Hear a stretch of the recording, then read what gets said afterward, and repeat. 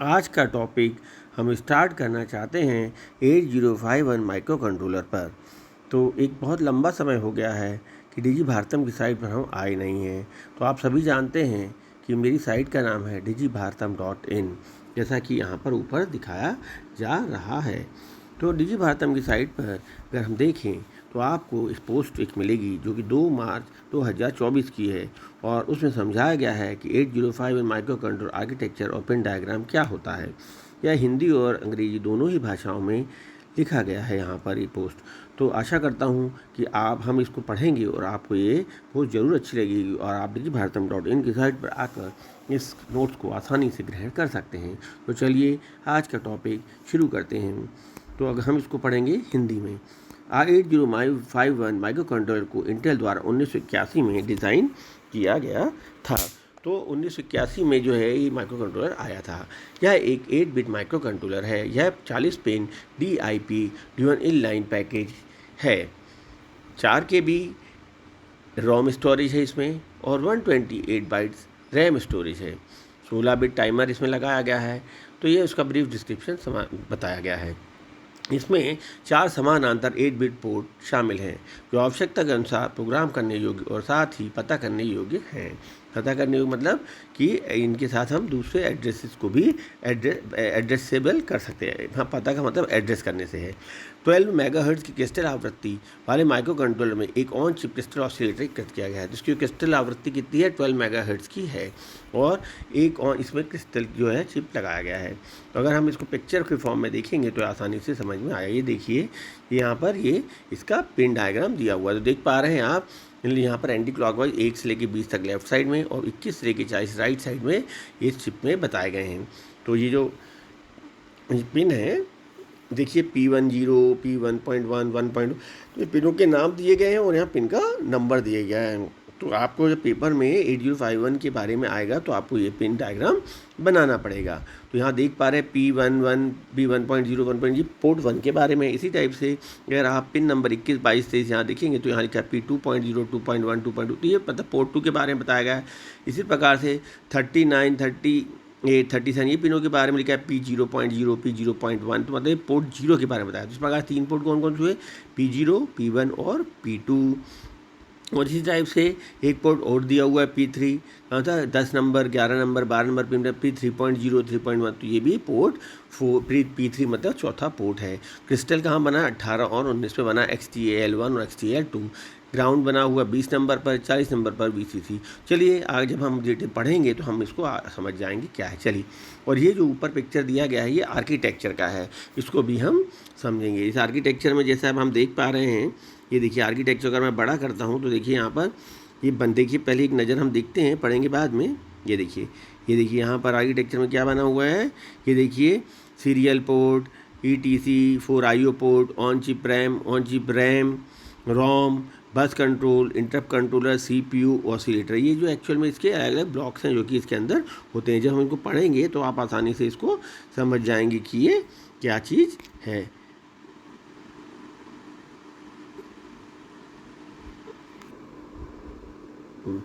चलिए तो आगे हम बढ़ते हैं।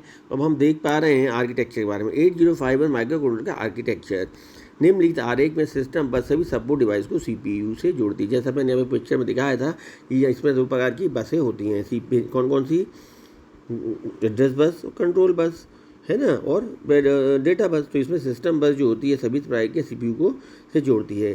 सिस्टम बस में 8 बिट का डेटा बस होता है और 16 बिट का एड्रेस बस होता है, और नियंत्रण बस या कंट्रोल सिग्नल के लिए नए सिग्नल्स होते हैं। और ये सभी डिवाइस जैसे program memory, port, data memory, serial interface, interrupt control, timer और CPU सभी सिस्टम बस के माध्यम से दिया है। तो पिक्चर में आप देख पा रहे हैं कि ये एरो से जो सिस्टम बस है सभी डिवाइसेस को या ICs को जोड़े हुए हैं। तो अगर पेपर में आपको आर्किटेक्चर बनाने को आएगा तो आप इसको अवश्य बनाएंगे। और ये पिन डायग्राम तो मैंने बनाना ही, अगर आप पिन डायग्राम के बारे में पूछेंगे। अब हम एक एक पिन के बारे में डिटेल से पढ़ते हैं। Pin number 1 to 8।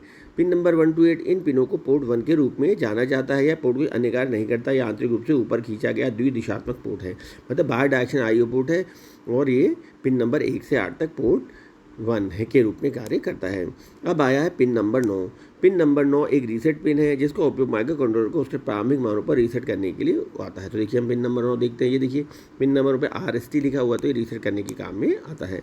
Pin number 10 से 17 इन पिनों को पोर्ट 3 के रूप में जाना जाता है। ये पोर्ट कुछ कार्य करता है जैसे इंटरप्ट, टाइमर, इनपुट नियंत्रण सिग्नल, सीरियल संचार सिग्नल, RXD और TXD। तो आप देख पाएंगे इन पिनों के सामने जो है 10 से 17 के सामने आप देखेंगे कि ये पोर्ट 3 तो है ही है। जैसे P3.0 के सामने क्या RXD मतलब receiver terminal, DXD transmitter terminal, INTO बार और INTO मतलब इंटरप्ट्स हैं, TOT1 और राइट बार, रीड बार। तो ये जो है ये दोनों काम कर रहे हैं, पिन 2 कार्य कर रहे हैं, एक तो पोर्ट के भी और एक अन्य कार्य भी कर रहे हैं। जबकि ऊपर वाले जो पिन थे पोर्ट 1 के, वो केवल एक ही कार्य करते थे। अब आगे आते हैं। अब हम आते हैं पिन नंबर 18 से 19। इन पिनों का उपयोग सिस्टम क्लॉक प्राप्त करने के बाहरी क्रिस्टल को इंटरफेस करने के लिए किया जाता है। तो आपने यहाँ पर देखा था कि पिन नंबर 18 से 19 के बीच क्या बना हुआ था। 18 और 19 में XTL1 और XTL2 मतलब क्रिस्टल का 2 पोर्ट लगे हुए। तो और ये इससे क्लॉक जनरेट होती क्रिस्टल से, जो कि इस 8051 के लिए इनपुट के रूप में कार्य करती है।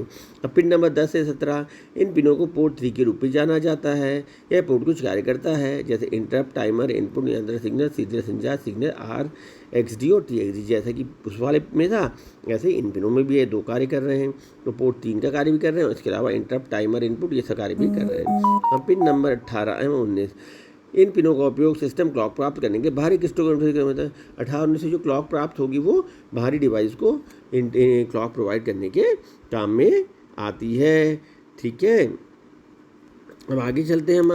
इसके आगे हम चलते हैं पिन नंबर अच्छा इसमें तो पिन को इंटरफेस किया हुआ। अब पिन नंबर आते हैं हम 20 पे। यह पिन सर्किट को बिजली की आपूर्ति प्राप्त करता है। और पिन नंबर है ना, इस टाइप पिन नंबर 21 से 28 इन पिनों को पोर्ट 2 के रूप में जाना जाता है। यह पोर्ट IO पोर्ट के रूप में कार्य करता है। इस पोर्ट का उपयोग करके उच्च ऑर्डर एड्रेस बस का सिग्नल को भी मल्टीप्लेक्स किया जाता है। तो देखते हैं हम पिन नंबर 21 से 28 क्या है यहाँ पर। तो पिन नंबर 21 से 28 आप देख पाएंगे कि ये क्या है, पोर्ट के रूप में तो कार्य कर रहा है, पोर्ट सेकंड के रूप में 2.0, 2.1 और साथ साथ 8A9 मतलब हायर ऑर्डर एड्रेस बस के रूप में, पिनों के रूप में भी ये कार्य करता है। तो आप देख पा रहे हैं पूरी पिक्चर में कुछ 1 से लेके 9 तक की कुछ पिन है जो सिंगल कार्य करे, बाकी सभी पिनें लगभग 2-2 काम करने के लिए उपयोग की जाती हैं। अब आगे आते हैं हम। आगे क्या है ये वाला। अब आगे हम चलते हैं पिन नंबर 29। यह EPSEN पिन है जो कि प्रोग्राम स्टोर एनेबल के लिए किया जाता है। इसका उपयोग बाहरी प्रोग्राम मेमोरी सिग्नल पढ़ने के लिए किया जाता है। तो PSEN क्या होता है, program store enable pin. PSEN program store enable pin. इससे बाहरी प्रोग्राम मेमोरी सिग्नल पढ़ने के काम में जब करते हैं तो PSEN उपयोग किया जाता है।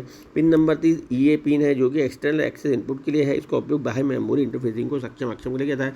तो ये एनेबल इनपुट, ये EA मतलब एनेबल जो एनेबल है एक्सटर्नल डिवाइस को एनेबल या डिसेबल करने के लिए पिन नंबर 30 का EA मतलब एक्सटर्नल एनेबल या डिसेबल करने के कार्य में किया जाता है।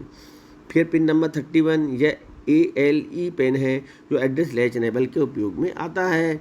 इसका उपयोग पोर्ट के एड्रेस डेटा सिग्नल को डीमल्टीप्लेक्स किया जाता है। जैसे कि 8085 में था, इसमें भी एड्रेस लैच पिन होता है जो कि उसको एड्रेस और डेटा बस को अलग अलग करने के कार्य में आता है।